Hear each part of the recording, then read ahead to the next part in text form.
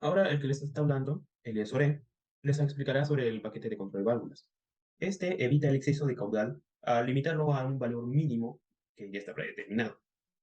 En sí el paquete manda señales para la entrada y la salida del flujo del aceite. Y estos también manda señales de alerta por si algún problema se presentase. Aquí podemos observar uno de manera externa, como se vería normalmente, y otro aquí de manera interna, con todos sus componentes. Ahora veremos el cómo funciona. Para esto se ha separado uno, y aquí pueden ver los diferentes componentes, junto con sus válvulas y sus entradas y salidas. La entrada A y B respectivamente señaladas. En la A, la presión entra por arriba y sale al final, pasando por todos los componentes. Tiene una entrada para el manómetro y también un regulador de presión. En la B es un caso particular, ya que la presión y el tanque están en la parte superior. Entonces entra la presión, el caudal, por todo el componente hasta el punto B y luego hasta el punto T por el tanque. También cuenta con un manómetro y también con un regulador de presión. Ahora veremos también el paquete de válvulas. Esta es una vista unitaria y una vista transversal del mismo. Aquí podemos apreciar tres puntos. En los dos superiores es para la presión y el último es para el tanque, tal y como se puede apreciar en la vista transversal, en conjunto con el regulador de presión. Aquí también se puede ver dos orificios, el orificio A y B, como se puede ver también en la versión unitaria. También una entrada para el carrete, como se puede ver aquí, su ubicación. Ahora, este es su funcionamiento. Entra presión, lo regulan y esto hace mover el carrete. El carrete, por ende, expulsa el caudal por los orificios A y B. Cuando hablamos de servotransmisión, nos referimos a una transmisión asistida hidráulicamente, es decir, un sistema mecánico que se acciona hidráulicamente. La transmisión es la encargada del control de dirección y velocidad del equipo. En otras palabras, la potencia que es otorgada por el convertidor embrague al pasar por ese segmento se transforma en energía útil.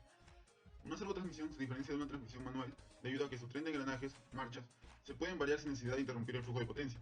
Es decir, no existe una pérdida de potencia y además se asegura una respuesta rápida al cambio de marchas de la transmisión. Esta respuesta esta respuesta rápida se debe a que los paquetes de engranajes son conectados mediante embragues accionados hidráulicamente que se encargan de realizar las configuraciones entre engranajes de cada flujo de potencia generado por cada marcha. La servotransmisión planetaria es la más usada en las maquinarias grandes de la marca Caterpillar y entre otras marcas, esto debido a su forma compacta y eficiente. Esta transmisión está conformada por engranajes epicicloidales que se dividen por paquetes, los cuales son accionados por embragues hidráulicos. Bueno, para poder entender su funcionamiento, hablaremos de los componentes fundamentales de este sistema. Un grupo planetario es el conjunto de engranajes que permiten la transmisión de potencia y la variación de las velocidades y direcciones. En los paquetes encontramos los engranajes epicicloidales que se encargan de recibir la potencia a través del eje motriz y con la acción de los embragues permiten que la transmisión se concrete. En esta imagen podemos observar que las flechas con los números indican ciertas partes. El número 1 nos indica la corona. En los paquetes de velocidades esos componentes transmiten la potencia del eje de salida y en los paquetes de dirección la corona recibe la potencia del eje de entrada y lo transmite a las coronas de los paquetes de velocidades. El portador.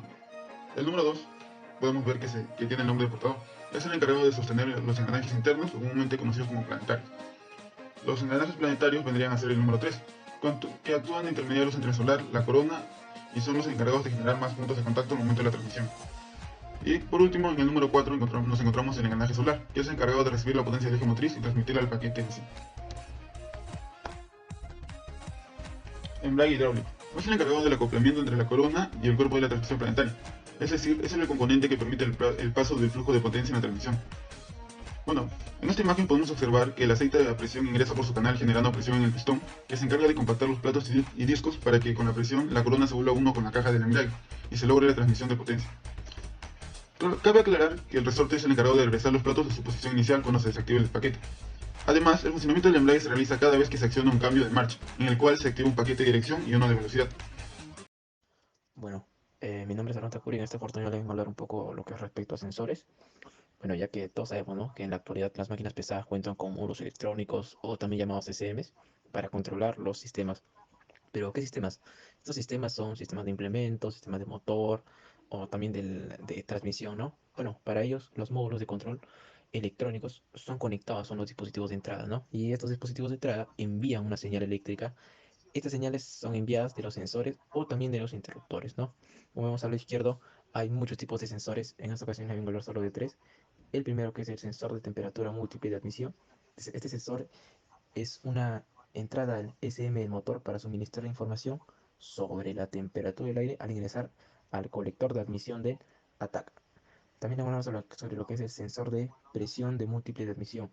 Este sensor también, ¿no?, es una entrada al SM del motor que suministra información sobre la presión. Esta, a diferencia de la primera, acá respecto a la presión de aire, o también dicho por refuerzo, en el colector de admisión. Y por último, lo que es el interruptor de presión diferencial de combustible. Este interruptor transmite información al SM de que el combustible, o sea, la presión a la salida de la base del filtro, está restringida en comparación con la presión de la entrada. Y al lado derecho podemos ver lo que es un poco sobre los sensores de sincronización de velocidades, ¿no? Por ejemplo, el uno es el sensor de sincronización de velocidad principal y el 2 es lo que es el sensor de sincronización de velocidad, pero secundario. Y los dos se encuentran, bueno, el 2 se encuentra, mejor dicho, los dos se encuentran debajo del inyector unitario electrónico hidráulico, o también conocido como HEUI, y por encima de la bomba del ventilador hidráulico, que es el número 3. Y por debajo vemos lo que es la operación normal. El sensor de sincronización de velocidad primaria determina la sincronización de compresión número 1 antes del arranque del motor. Si se pierde el sensor de tiempo y velocidad principal, un SIT 190 MIT-08, entonces la velocidad del motor primario señala anormal y el sensor secundario cronometrará el motor con un periodo de arranque prolongado y funcionamiento irregular hasta que el SM del motor determine el orden de encendido adecuado, usando el sensor de sincronización de velocidad secundaria solamente. Ya luego, si se pierde el sensor secundario de sincronización de velocidad, el SIT 342 MIT-08, la velocidad del motor secundario señala normal y el sensor primario cronometrará el motor con un periodo de arranque prolongado y hacerlo funcionar con dificultad hasta que el SM del motor determine el orden de disparo correcto usando el sensor de sincronización de velocidad secundaria. En caso de que se pierda la señal de ambos sensores de velocidad del motor, el motor no arrancará. Así de simple. Se podría decir que durante una condición de funcionamiento, el motor se apagará. Muy buenas, profesor. Mi nombre es Cotera Saletero, soy de la sección D y del grupo 7 de teoría. Me tocó explicar de las velocidades de foro 1 y 2. Comencemos. Primero empezaré con la transmisión planetaria. En la imagen podemos observar una transmisión planetaria y también podemos ver el conjunto de engranajes planetarios. Vemos también embriagues de retroceso y un embriague de forward, y también embriagues de la velocidad 1 y velocidad 2. En las siguientes imágenes podremos explicar la función de cada embriague. ¿Cómo se obtiene forward o avance? En la imagen podemos observar los embriagues de dirección y retroceso. Nos enfocaremos en el embriague de forward. Vemos que tienen un engranaje solar y una corona. Para que el equipo avance se necesita que el impulsor sea el engranaje solar y que la corona esté detenida.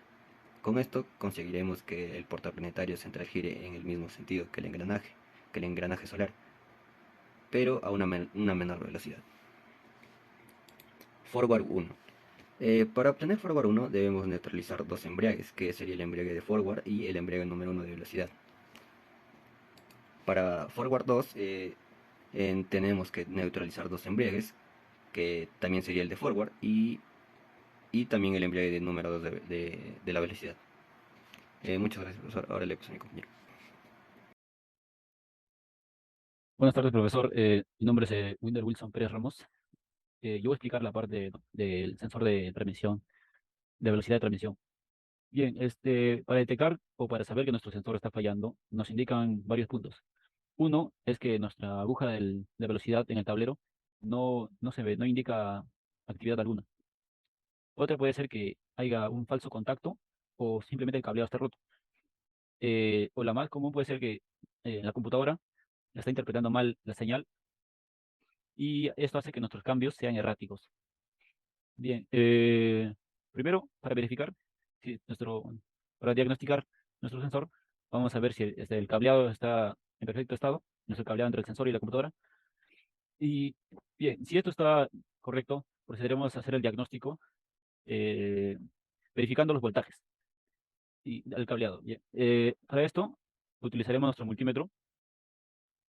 Nuestro multímetro lo pondremos en corriente directa y tenemos que medir los 3 cables de nuestro sensor. Normalmente los cables son, uno es azul con blanco, el otro es negro amarillo y el último es negro, que sería tierra. Bien, el azul y blanco nos debe dar, primero el cable negro de nuestro multímetro, lo conectamos en la terminal negativa de la batería y con el rojo vamos a medir el switch en on. En nuestro cable azul y blanco nos debe dar 5 voltios o más. Todo esto con nuestro switch en on. Nuestro cable negro y amarillo nos debe dar un promedio de 12 voltios. Y nuestro cable negro, si es de tierra, nos debe dar continuidad. En caso de este esté fallando, nos indicaría otro valor y ahí procederíamos a encontrar esa falla. Eso sería todo, profesor.